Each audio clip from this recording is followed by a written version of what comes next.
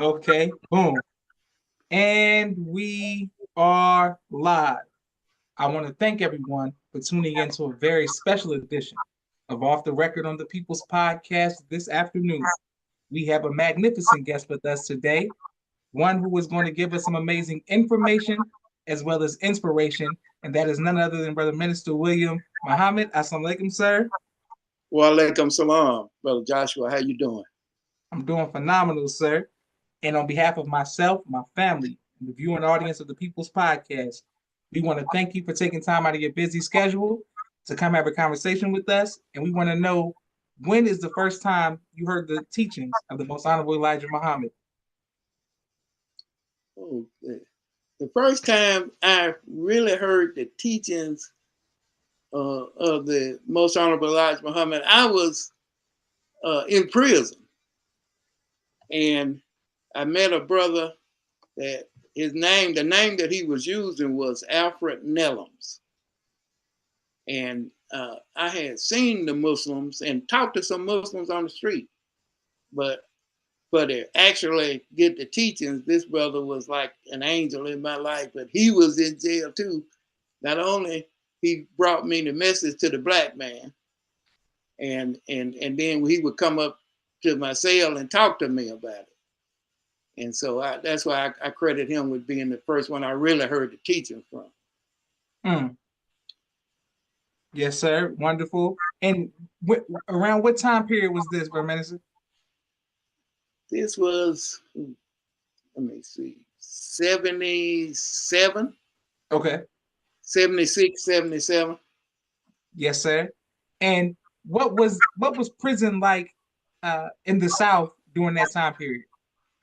And to clarify, Brother Joshua, we were in the county jail together. You know, I said in prison, but I had caught a case that was second-degree murder case, and it dealt with, I got in a fight with a guy. We and him had some differences about the same woman, and so we ended up getting into a fight, and unfortunately, accidentally, I had a weapon, and accidentally it ended up, I tried to hit him with it, and it ended up going off and shooting him in the neck. So that I went to court, and in the court, even though I had never done anything in my life, and information kind of pointed to that the people who were testifying against me, their story didn't add up. I remember the bailiff asking my lawyer, say, what kind of record does he have? And the lawyer said, he don't have a record. He hasn't done it. He has never done anything before. And the bailiff said, look pretty good, look pretty good. And when the judge asked the foreman of the jury what was their recommendation, and they said, they found the defendant guilty and recommended 25 years. And I remember this thought came to my mind, damn, I'm so glad it didn't look bad. Mm.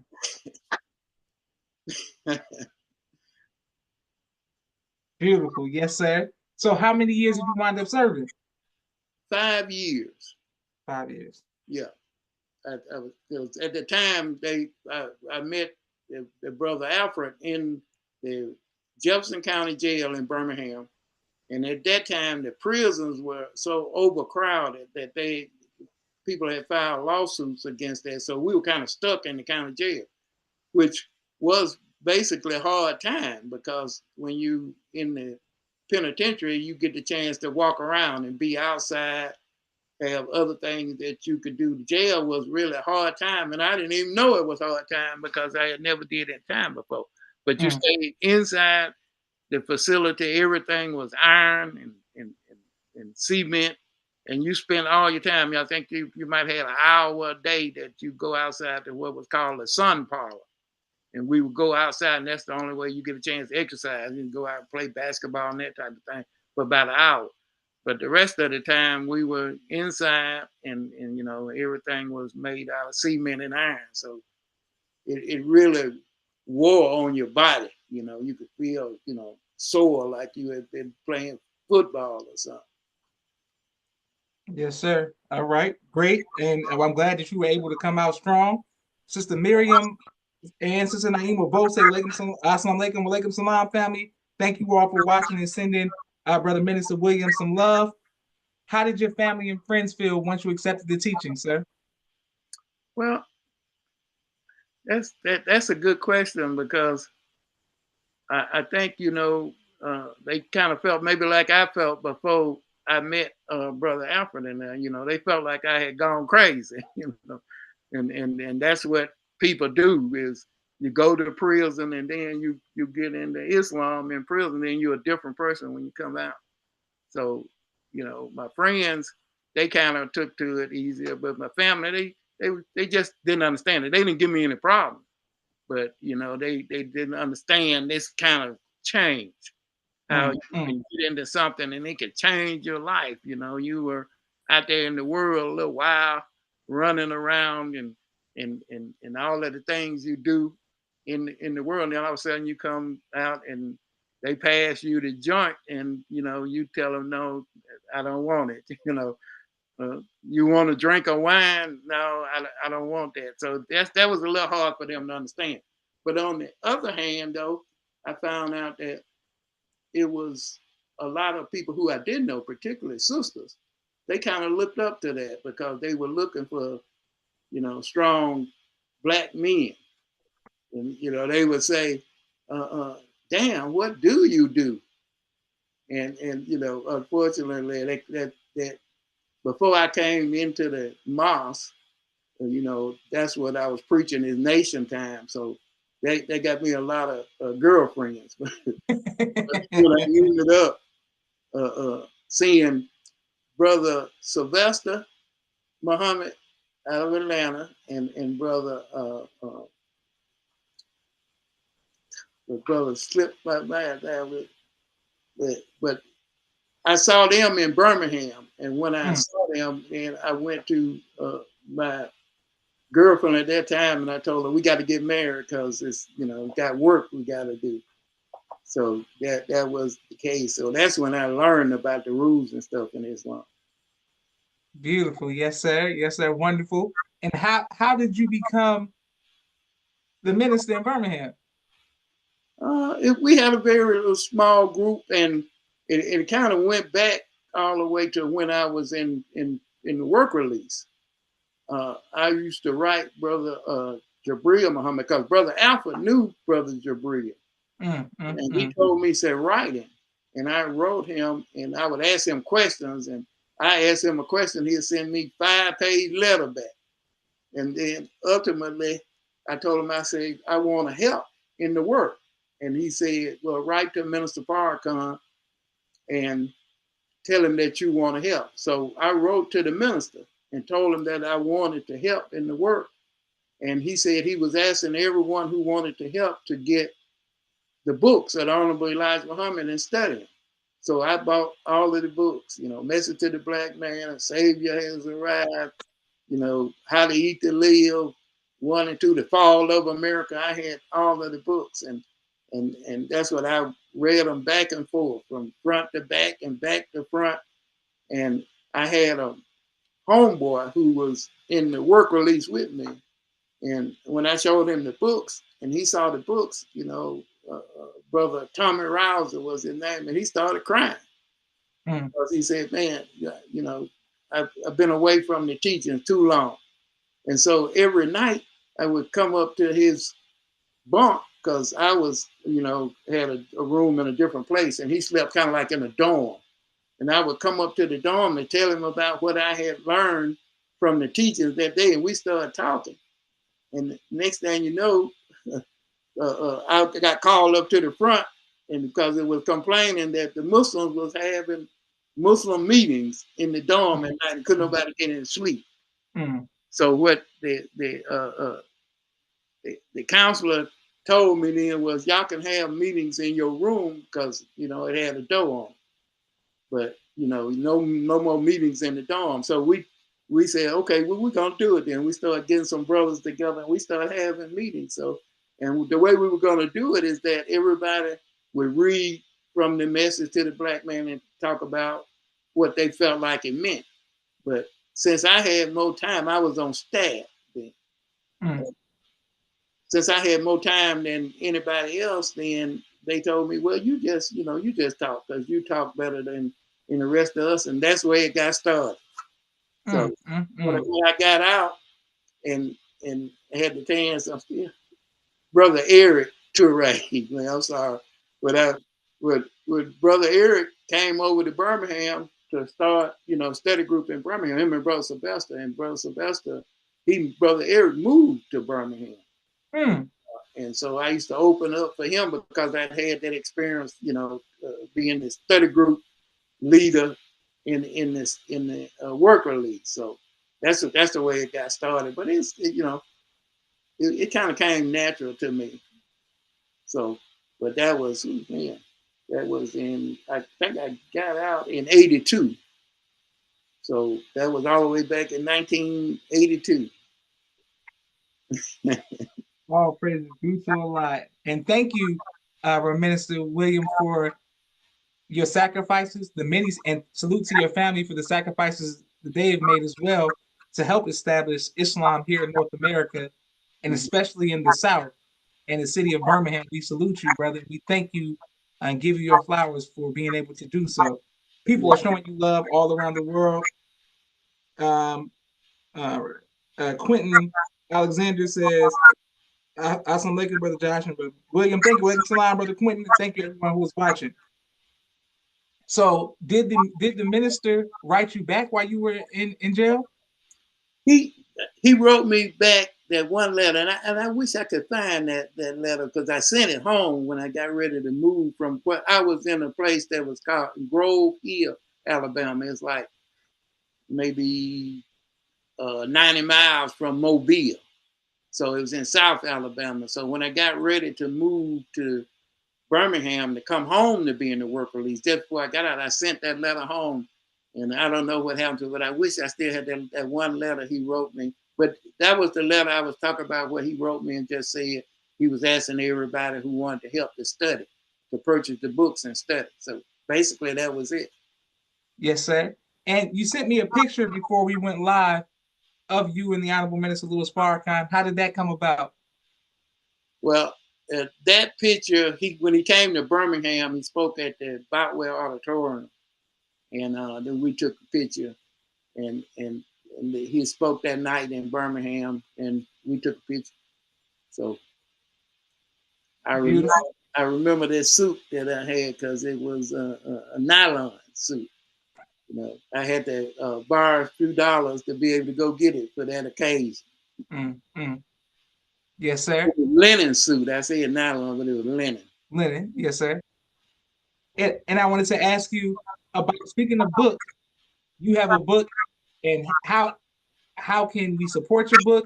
And what is your book about? Well, the book is about my journey. In fact, I started writing the book when I was in prison, in the county jail, really. And it talks about that in the book. But I was writing the book just to pass the time. And it started out to where it was supposed to be a book about, I guess, street life. It was supposed to be, everybody in jail was looking for Iceberg Slim book, Donald Bowen. So it started out being, since I had some experiences in that with my family. My brother-in-law was a hustler, and so I had some experiences with him. So I started writing that, and then after a while I stopped writing the book. But after I got out and I came into the nation, I did the work, and I was the minister. And then it was a period of time when I was not the minister that I went to school at University of Alabama in Birmingham. And I met a sister that was a PhD. She taught African American autobiographies or biographies. And she used to always say, every person needs to write a book if you're just doing it for your family member, your children, so they'll know what's going on. So then she encouraged me to write the book, but I didn't write it until the pandemic. And I did that because the pandemic was so hard on us, staying in the house, that we had to, finding something to do. So I had read that, if you wanted to write a book, all you had to do was write a page a day. And at the end of the year, you would have written a book, 365 pages. So I did that because me and my wife, we never argued.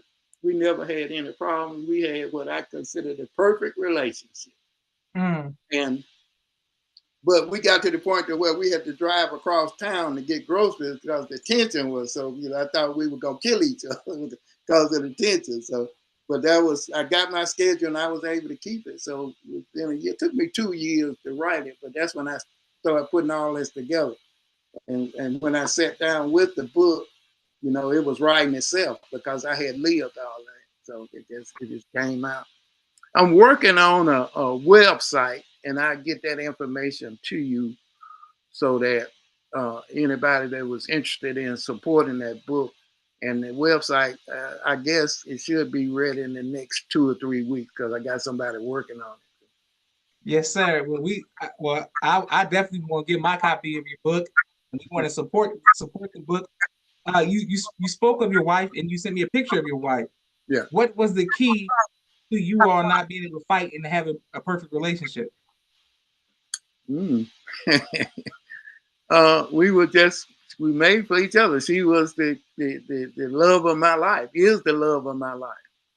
And that's what the book kind of basically talks about, the different relationships I had. I was looking for this particular person. I had a person who was a big part of the book was my first girlfriend, but we was always running from each other, she would say, because I wanted the street life and she wanted the everyday person life, school teachers. Her mom was a school teacher. She wanted to be a school teacher.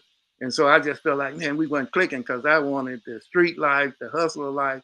And she's always said that we stayed connected, but she always said I was running from her. So after I became Muslim, then I said, well, I can go and marry her now. And then she told me that she wasn't the woman for me. So so as the street had separated us, now it was religion that separated us. But I said that I know that Allah gonna, direct me to the person that I'm supposed to be with. Now I was married before to my children's mother, and she passed. She had breast cancer, and I had a situation with that to where let me see. You talked about me. Did I have some things I didn't want to talk about? So I guess you can't be an author and not talk about things. But I met a sister after my first wife died with breast cancer, and I felt something. You ever seen the movie The Godfather? When Yes, Michael sir. was over there, they said the thunderbolt struck him. Yes, sir. Yes, sir. When I saw this sister. But the problem was that the sister was in a relationship with a married man. Mm. And so we had this situation happen that she was in a relationship with the married man, but she worked at a department store, the Gap. I don't know whether they said that Gap was national store. So she was Yes, a sir. Gap here in Birmingham. So when my birthday came around, she bought me a gift, some slacks for my birthday. And my birthday was in March. So her birthday was in May. So when her birthday came around, I said, I was going to buy her a dress.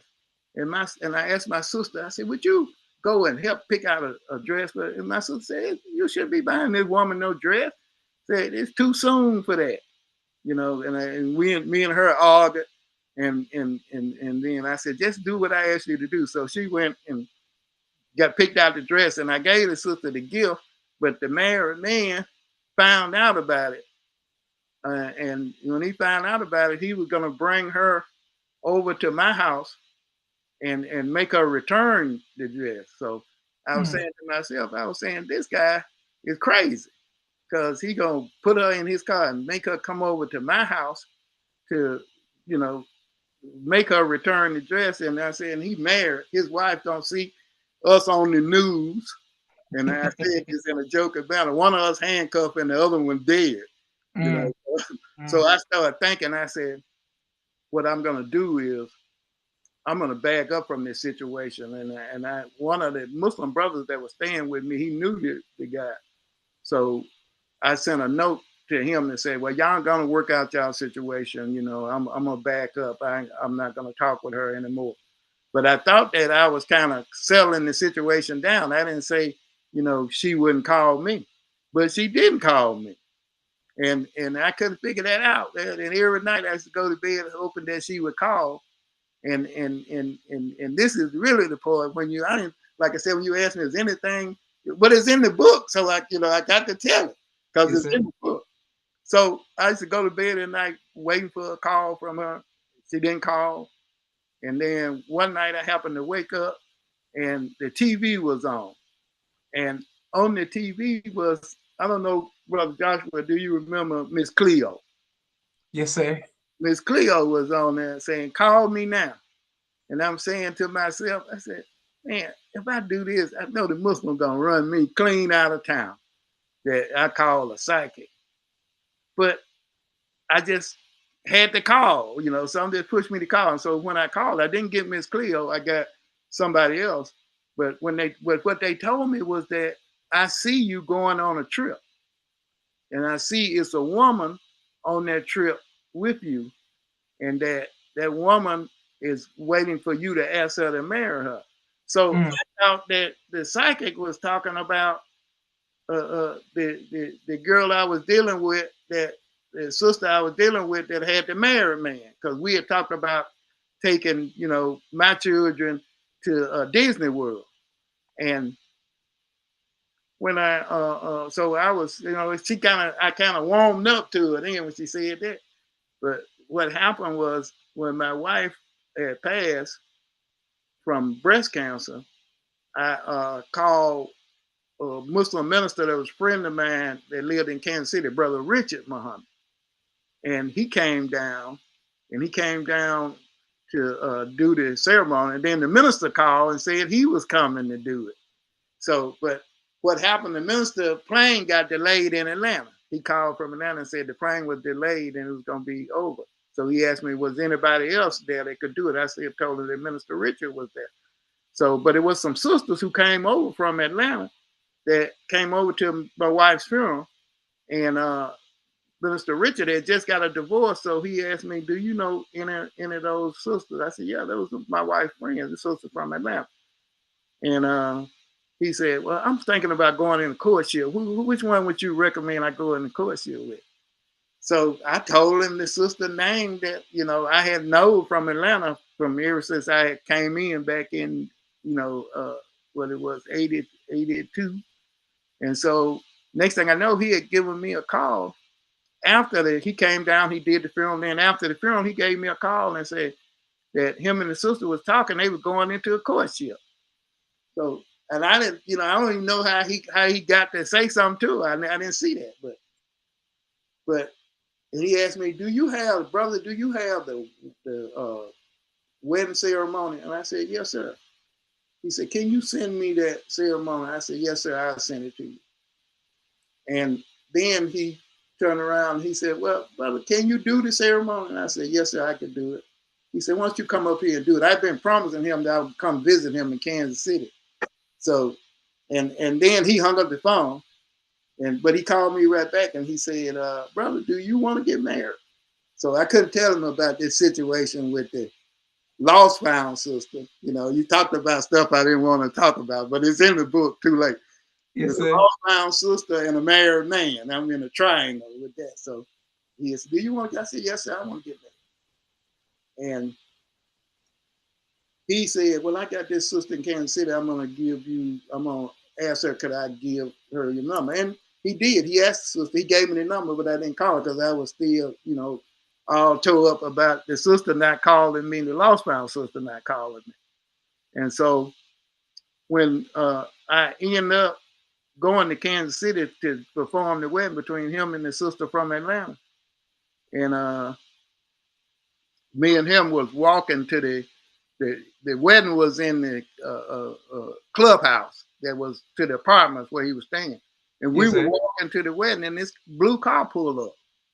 And it was a Honda pulled up and his sister got out and she was so happy.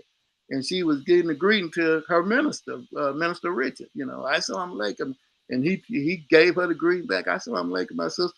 And he turned around and he told me, he said, sister, I want you to meet my friend. This is Minister William from Birmingham. And that's where me and my wife met.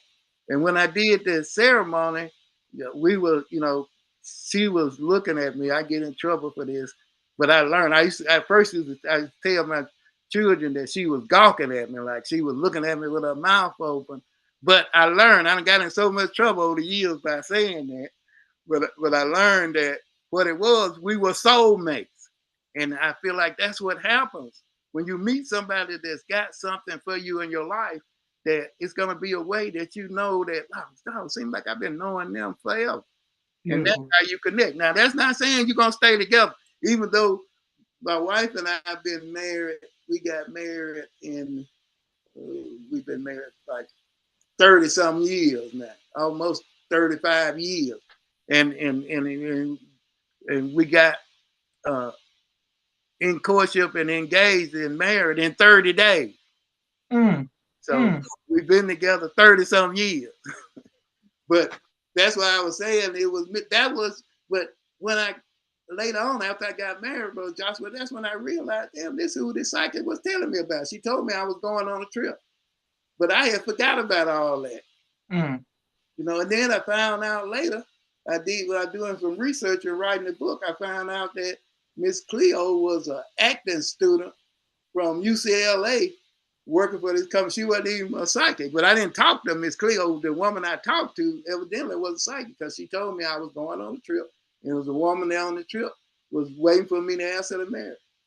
So my wife had 2 girls, and I had, you know, I got some older children that was grown and on their own. I had 2 of them, and then I had these 2 young children that she has practically raised. You know, they call her mom. She raised them. We had a mixed family, but you know, everybody just loved each other. And like I said, it was what the psychic told me would happen. So. Beautiful story, bro. Man, it's beautiful. All praises to Allah. And people are showing love all around the world. Thank you all, everybody who's tapping in. Yes, sir. Well, that's a great story. I wanted to ask you, what advice would you give to those in the ministry about how to, you know, keep their faith since you were in the beginning in Birmingham? Now I didn't quite get that question.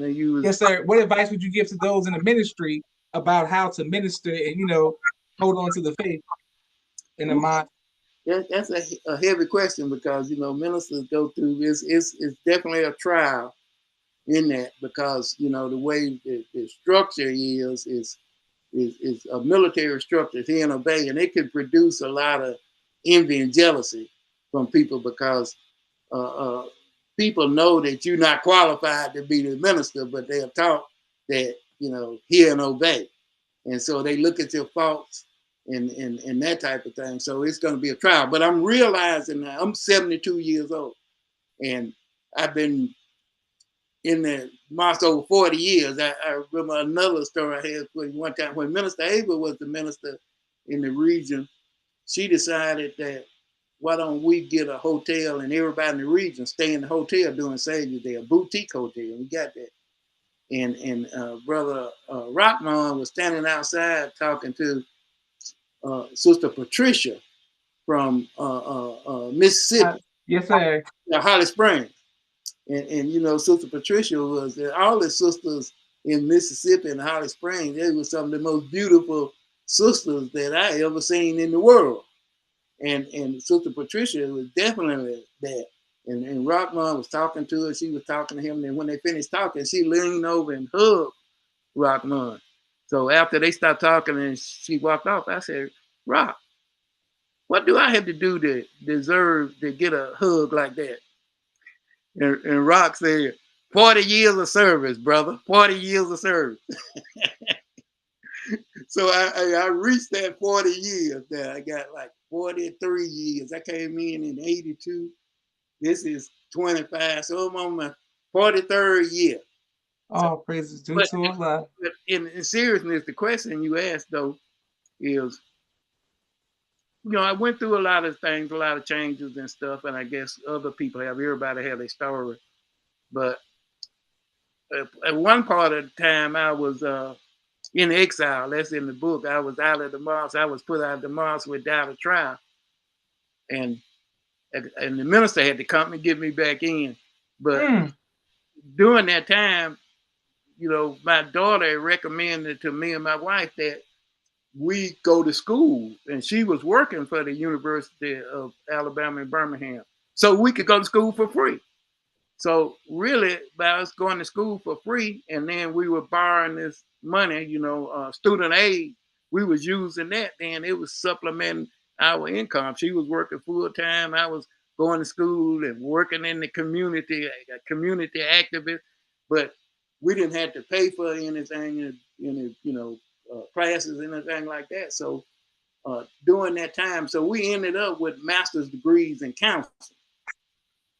And one of the things that I learned that I trying to tell people, and I'm trying to answer this question seriously about keeping the faith, is that I call it, and I still use it today when I counsel people. I basically counsel my friends and believers and some of the believers' children, marital counseling. And I always tell the person I learned this. The minister said this: when Malcolm uh, found out about the domestic life of the Honorable Elijah Muhammad, the minister said Malcolm should have went to Allah and asked Allah, "Oh Allah, what is it that you want me to learn from this situation?" Mm. And I call that my golden question, and I say that and teach that to anybody I'm counseling, anybody I'm talking to. But I added to it about myself. Mm. And when you realize that everything happens in your life for a reason, purpose, Yes, sir. a reason and a season. But we meet people in our lives who are like our teachers. They teach us about stuff. And then most of the time they are triggers. They come into our life based on something that we had in our early family, in our childhood. We have stuff that affects us. I guess in Dianetics they call it ingrained.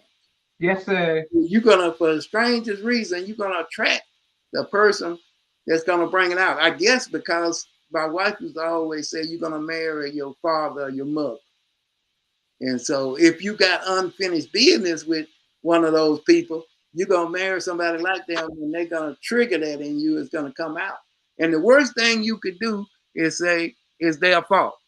You know, I don't know who was this that I married, because this wasn't the person that was courting me and talking all nice. I found out that I found out this dude is a child, or I don't, marry no babies and all that. But really, the person you're attracted to is based on that psychologically. That is something from your childhood, unfinished business, that you attract them into your life so that you can learn that lesson if you're wise enough to know that, a person comes into your life because they have something to teach. That don't mean you're gonna stay together, man.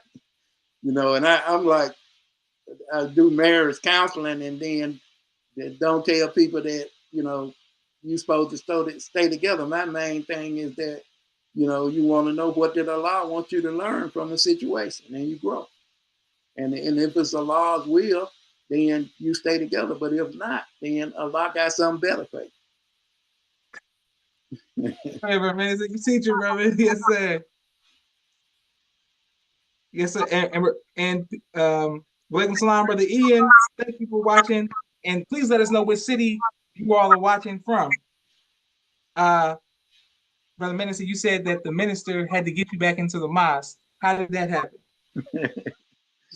Oh man, like you talking about all these things that was you asked me. So in preparation in the green room, I guess you call it, you say, is it anything you don't want to talk about?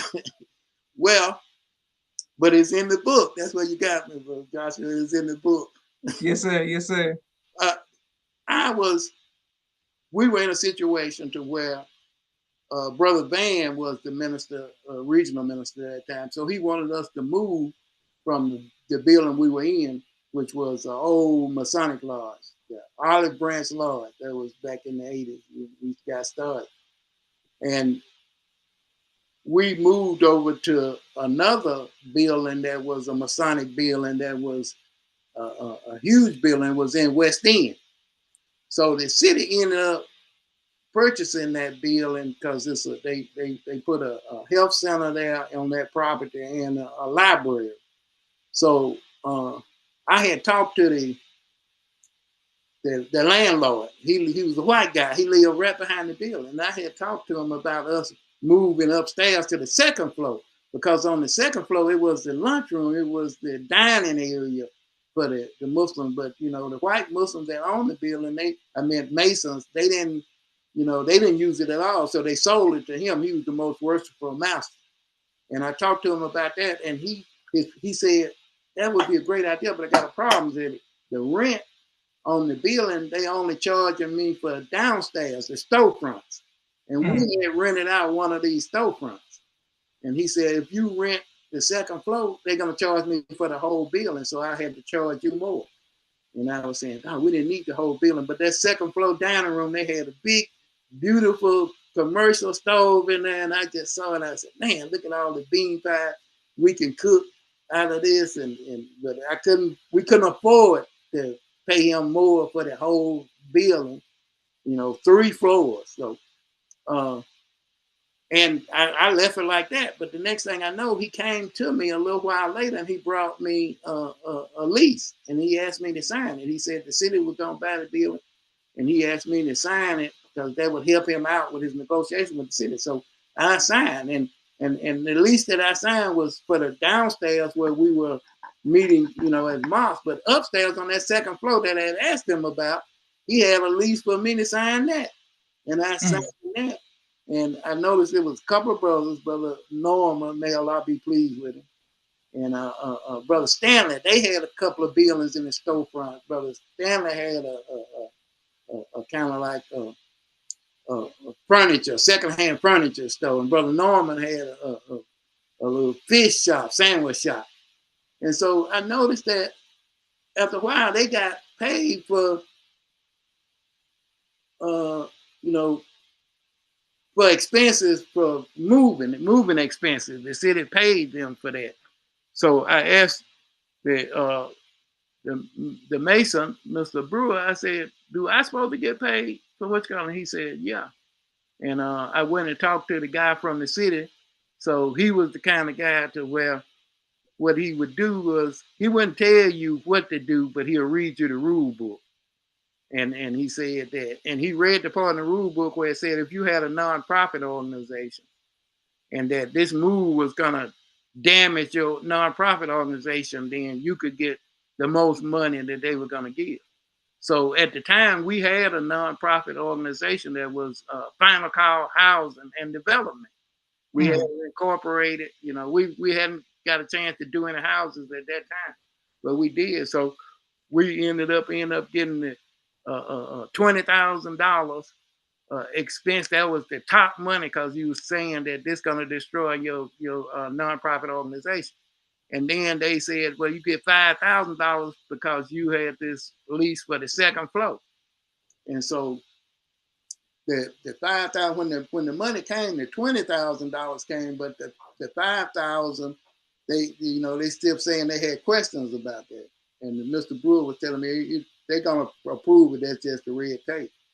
And so we put the money in the bank for the mosque, and then it ended up that 5,000 that we were supposed to get for the second floor, that money never did come. So it ended up that some kind of way somebody found out about it, and Brother Captain Curtis, they came over and he told me, well, you just go home and when we'll get in touch with you later. So, and that was for a whole year. And the way I got back in was the Million Man March came. I was working with the local organizing committee. And working with the local organizing committee, then when the minister came, a friend of mine was the chairman of the local. He was a professor at UAB, and he was my best friend today. So I was working with him, and I found out that when they had the local organizing committee for the Million Man March, Yes, sir. the minister had wanted our people to be the head, and for us as Muslims to be the co-chair. He wanted, you know, a Christian to be chair and the Muslim to be co-chair. So, Brother Minister Theo then was the co-chair, and this Dr. Horace Huntley was the chair. And but the one thing we found out, we started having these meetings, you know, with our people, the Christians. They was about uh, uh, being open and saying whatever you feel. And where we had been trained, you know, you respect authority and hear and obey and that type of thing. And it was a brother by the name of Brother Johnny Hawkins.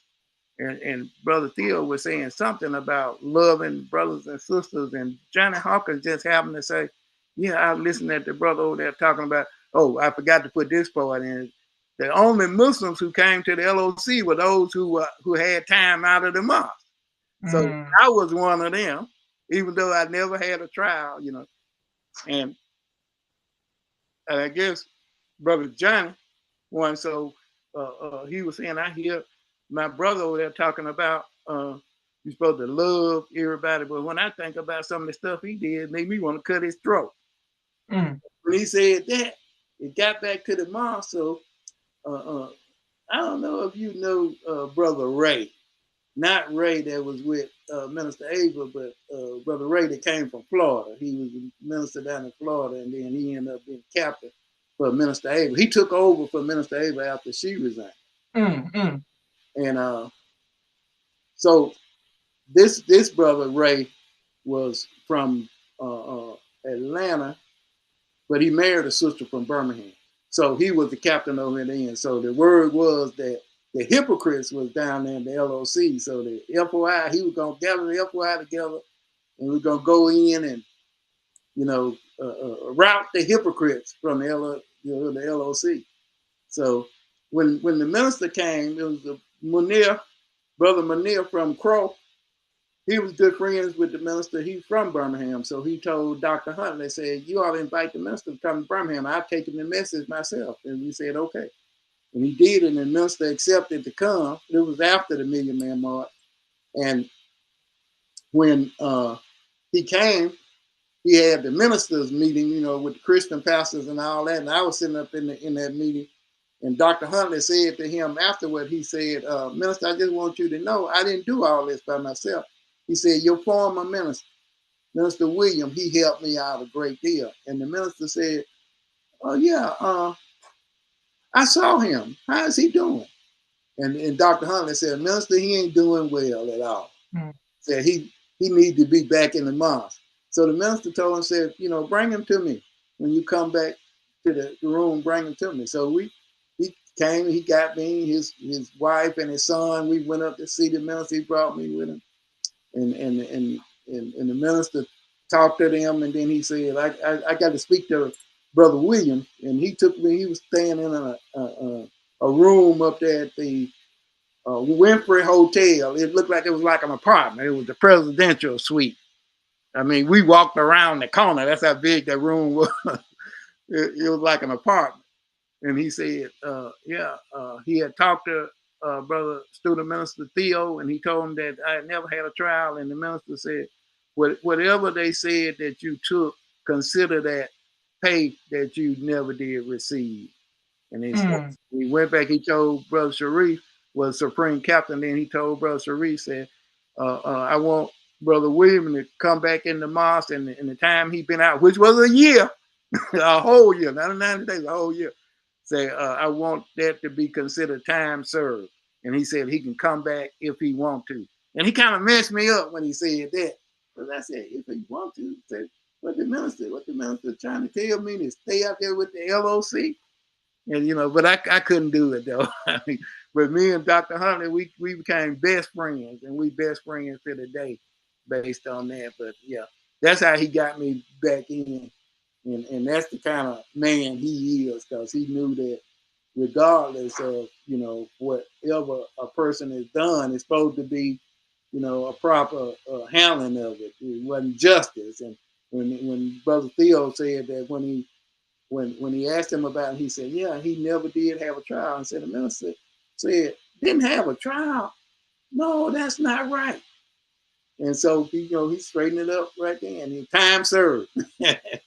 I guess I was kind of like Trump then. That's what Trump just got, time served.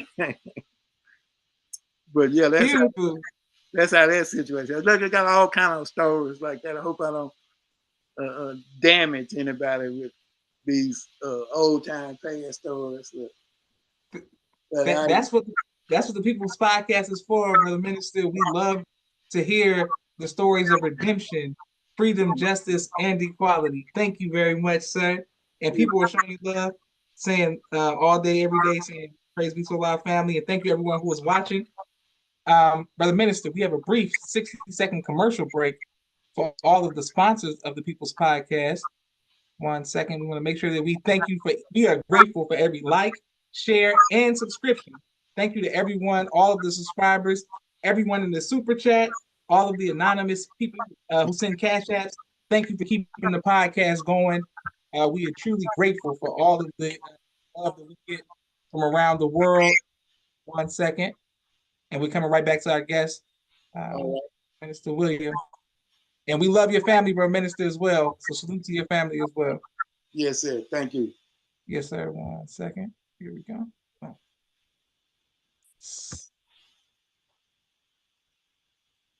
People's Podcast. Street Premier Media Production. He has a 4K camera and a drone. He does television and film editing. Please reach out if you need any of that. Sister Naima, Stay On Point Dance Academy. She teaches ballet virtually to young girls all across the country. Sister Miriam, ABC I Love Me children's book and coloring book.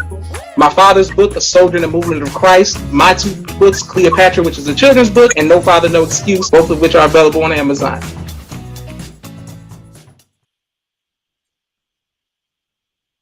Excellent.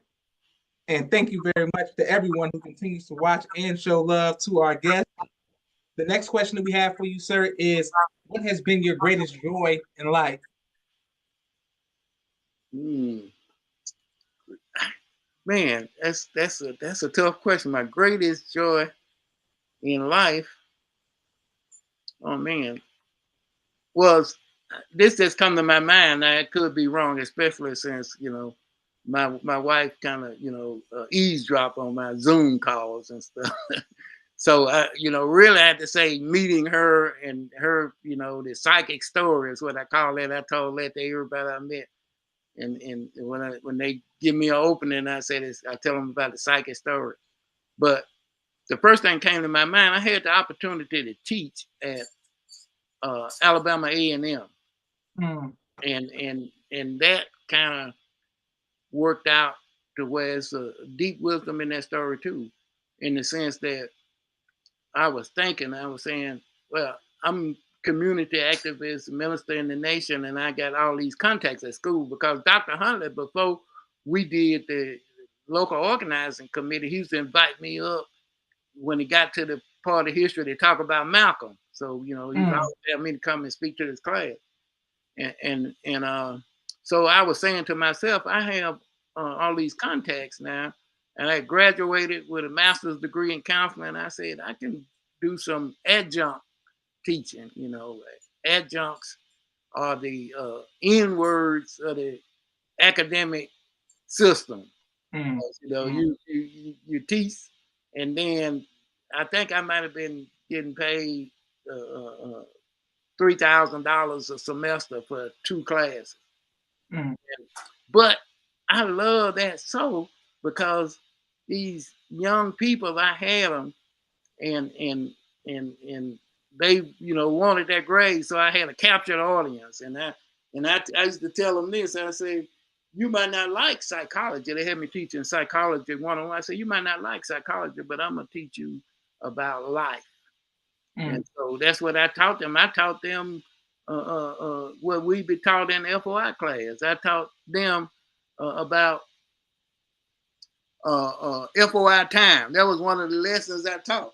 FOI time. That you're always supposed to leave home an hour earlier. So if anything happened, I taught them that because, and the way I put it to them was I say, well, if you got to come to class and you get out and they have a big accident when you get to class, I said, we are taught in the FOI that it's two things, reasons and excuses.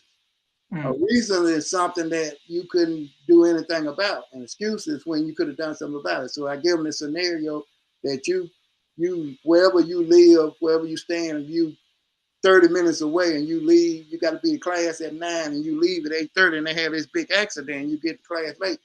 And I ask you, why were you late? And you say, well, they had this accident. Then I was asking the question, is that a reason or excuse? So they always said it was a reason. But I said, no, it wasn't an excuse because in the FOI, we're taught that you always leave an hour before time. That'll give you enough time to where if your car breaks down, you can call somebody, you can get a bus. So it was those kind of things that I taught them.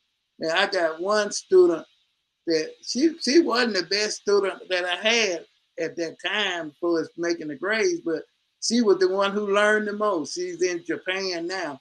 And she wrote me a letter and asked recently and asked me would I write a letter recommendation for her to go to Jacksonville State. And she said, I always remember how you used to come in and tell us that, man, I love y'all. You know, I love y'all and I miss y'all over the weekend. And she said that just affected me how much, you know, used to say that to us. And so she got it, you know. So she got that. And I was telling them, I used to tell them, I wish that I had somebody like me that would have taught me in school like I'm teaching you. And so that was really enjoyable. And I think I might have did it for like 2 years. And I ended up, and where I ended up, I got an appointment to the Birmingham Waterworks Board. And I enjoyed that too, you know, because I was like, man, it's going to be, you know, this going to create a lot of shiggity. You know, y'all put me on there. I'm a black Muslim, a community activist, and an ex-convict. And they said that the people who, the council people that I was talking to, were three of them, they said, we don't care. We want somebody who's not afraid. So they put me on there, but it did take them, you know, I served one term, then they got me on away from there because the white people didn't want nobody who wasn't afraid. They didn't want somebody who told them the truth and you know, wasn't then scratching and that type of thing. So, and I'm still doing it. I mean, I still go up there and talk to them about the things they do that I feel like is not right. I had a friend of mine, a sister that worked up there. I helped got her a promotion. I worked on that specifically.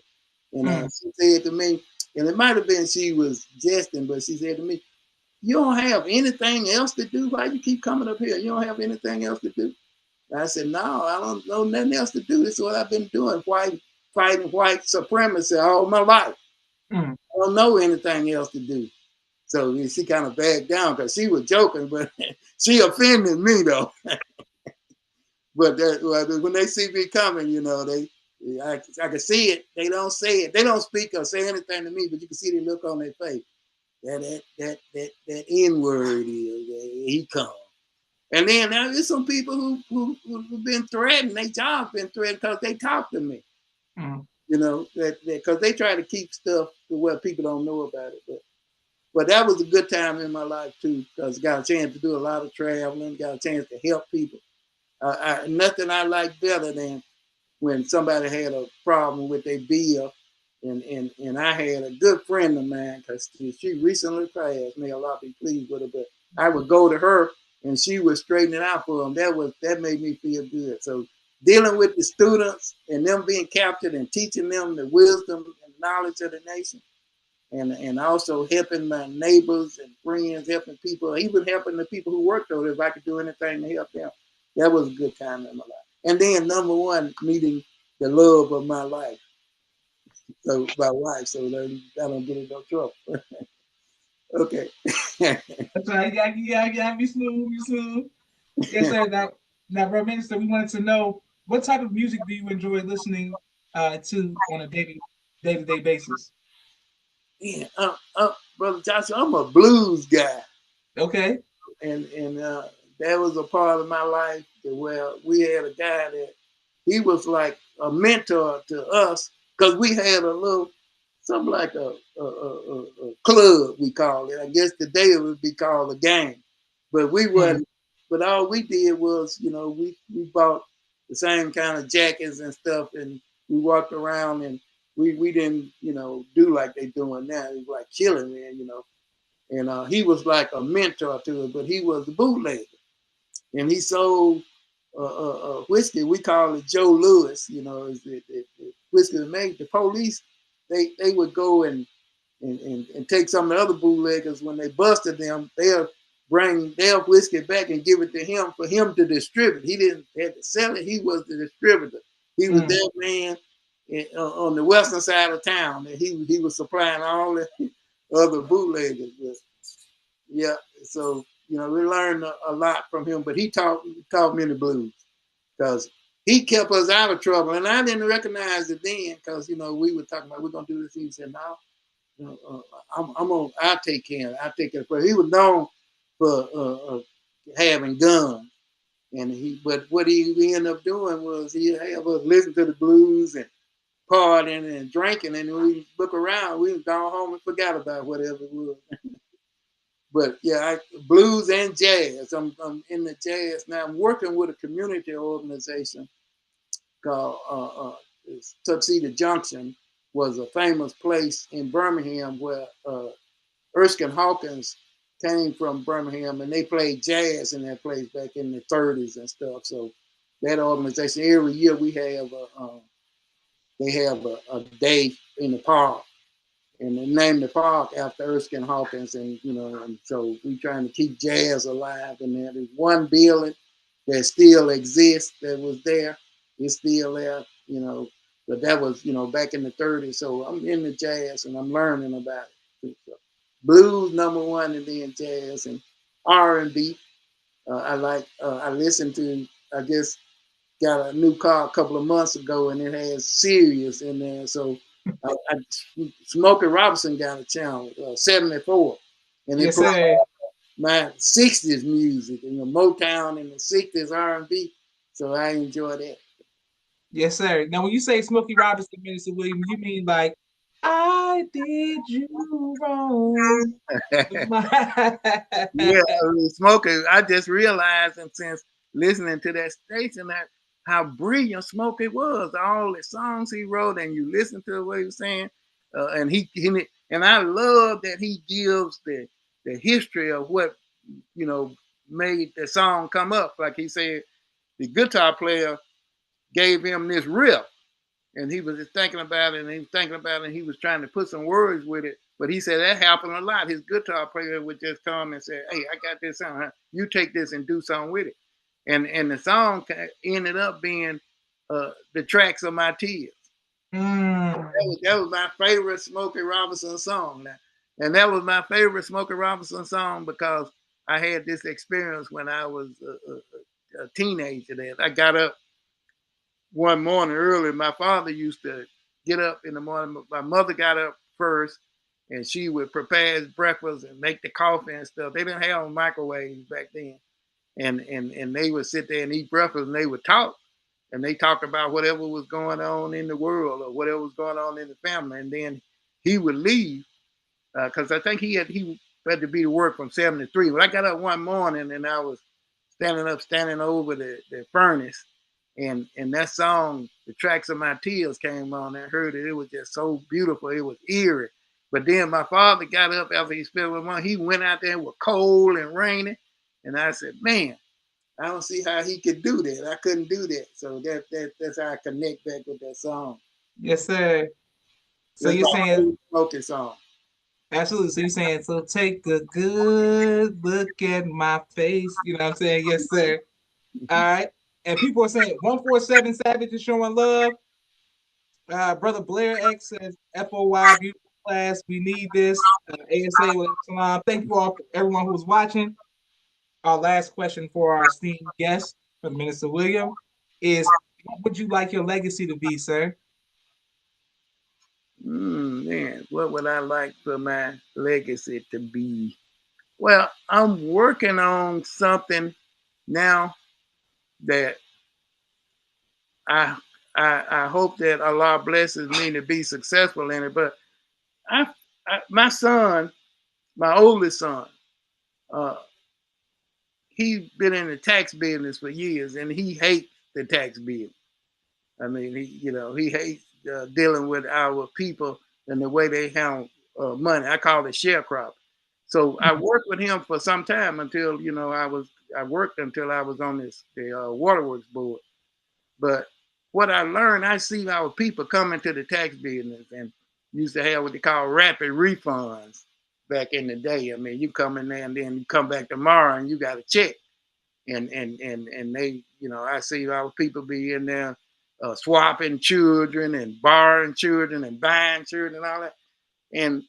But they would get, $5, $6, $7,000 check on a Friday, and they come back the next Friday and they want to fight you for $100 state check. And I was saying, man, you just left here last Friday with $7,000. And it put in my mind that nobody is really teaching, in my estimation, our people about money and wealth and how to deal with that. We are great consumers. So, one of the things we trying to put together, because I feel like I ain't had any chance to talk to you about this, was a long story, but back in July, I got up and realized it was a Monday, July the 1st of this 2024. I realized that I had forgot to get my tag renewed. So I told my wife, come on, let's go down to the county courthouse so I can get my tag before the police get out. And when I got like a couple of blocks from home, I had to urinate so bad that I had to turn around and come back home. And what I did, I couldn't stop urinating after that. So my daughter called my doctor, and he told her to take me to the emergency room. And when I went to the emergency room, ultimately they found out I had a kidney infection. And I dealt with that in a couple of days. I was there, they gave me the antibiotics, they cleared that up. And then I had to have prostate surgery. And I didn't have that until August the 30th. And then 2 weeks after that, I ended up with a bladder infection. So I was saying all that to say, Brother Joshua, that made me realize that I really got to get going, because we at the end, if I want to try to do this, we want to put together a group that we teach our people about some simple stuff like saving money. And I call it sharecropping, because everything that happens with us, the cars we buy, I see people coming to the tax office, get their check, go buy a car, and then next tax season, they walking again. The car don't even last a whole year. And they go back to that same person. The man used to come in there and say, I want to know, is Rooster getting a check? Yes, sir. Okay, I'm going to let him have his car. I mean, they had that kind of relationship, sharecropping, So, but that's what I wanted to do. And we're working on putting that kind of group together and looking at making our community a decent and safe place. Like Brother Sharif, your father is the one in that. The last chapter of my book is called Message from Lookout Mountain. And I just want to mention that because that chapter is about your father. Because he invited me to go to Chattanooga up once, and they were doing some stuff up in Chattanooga, and Brother Kevin Muhammad in Chattanooga said that Minister Ava told him something one time, and he said he wasn't able to get that off his mind. And what she said to him is that everybody is not going to join the mosque, but they're going to join the nation. And I call that Message from Lookout Mountain. And I wanted to say that the only person that I see, and I don't know everybody, I hadn't been to every city, but the only person that I see that's working on reaching out to our people and getting them in a position to where they are a part of the nation, whether they're in the mosque or not, is Brother Sharif Muhammad. So, he's doing that. And I don't even see that. I know this might, I'm too old to get in trouble now. I've been in trouble all my life. But I don't even think that the ministers in the southern region really see that the way he's doing it is the way that it needs to be done. And the community, serving the community, being a part of the community, all of that was the path. I think that's what we got to get for our people, man.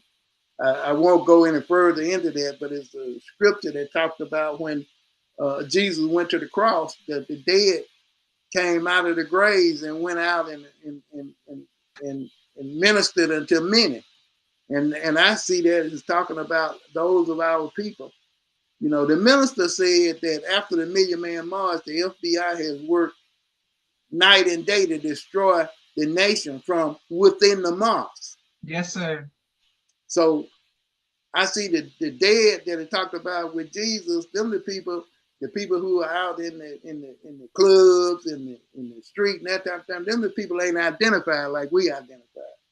So those are the followers of the minister. And the only person I see that I feel like is really going after them is Bro Sharif. Praise be to Allah. Yes, sir. Thank you very much, my minister. I'm gonna make sure I let him know that you said that about praise be to Allah.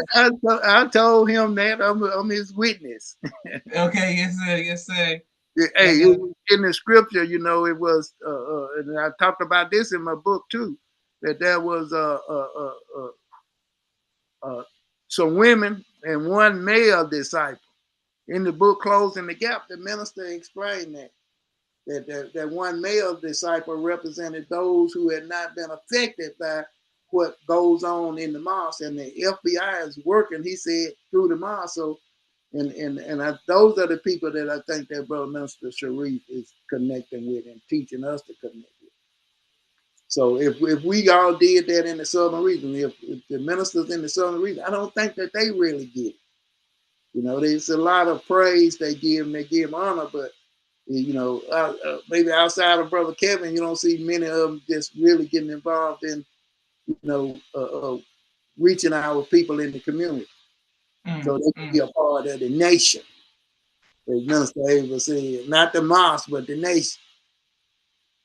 Okay. Yes, all right, Brother Johnson. It's nation time, right? And on that beautiful and hot, beautiful point, Brother Minister, I want to thank you. And once again, we salute you, Brother Minister William. We salute and honor your family. May Allah continue to bless you. And inshallah, I will have the honor of meeting you in person, and so that I can ask more questions and get to meet your family as well. Shout out to Birmingham, Alabama, and Roll Tide. And and so I look forward to seeing you, sir. This is Joshua Leonard Muhammad signing off for the People's Podcast. Assalamu alaikum, my brother. Wa alaikum salam, sir.